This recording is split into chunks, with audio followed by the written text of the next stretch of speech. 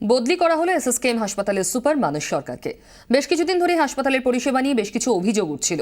সুপারের ভূমিকা নিয়ে আদৌ খুশি ছিল না রাজ্য সরকার।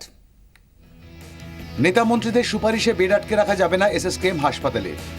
এমনকি নেতা মন্ত্রীদের সুপারিশে বেড আটকে রাখা থাকলে সংকটাপন্ন রোগী এলে সেই বেডেই ভর্তি করতে হবে।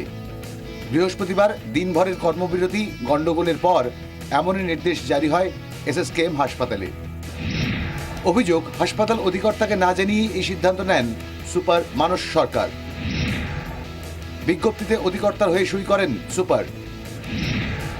এরপরেই শুক্রবার সকালে সুপারকে শোকজ করেন অধিকর্তা। 9 ঘন্টা ঘেরাওয়ের পর বৃহস্পতিবার সন্ধ্যে 7টা নাগাদ হাসপাতাল ছাড়েন অধিকর্তা। তখনও বিক্ষোভকারী জুনিয়র ডাক্তারদের সঙ্গে আলোচনা শেষ হয়নি। সুপারের দাবি, অধিকর্তা তাকে সিদ্ধান্ত নেওয়ার সুপারিশ দিয়ে যান। তাঁর সঙ্গে আলোচনা করেই বেড আটকে না রাখার বিজ্ঞপ্তি জারি করেন সুপার। সুপারের কাজে সরকার সন্তুষ্ট ছিল না। হাসপাতালে চিকিৎসার সুযোগ না পেয়ে মুখ্যমন্ত্রীর বাড়িতে ধর্ণা দিয়েছিলেন ডায়মন্ড হারবারের এক অটো চালক। শেষ পর্যন্ত মুখ্যমন্ত্রীর হস্তক্ষেপে চিকিৎসা জোটে। বিষয়টি নিয়ে রীতিমতো ক্ষুব্ধ ছিলেন মুখ্যমন্ত্রী।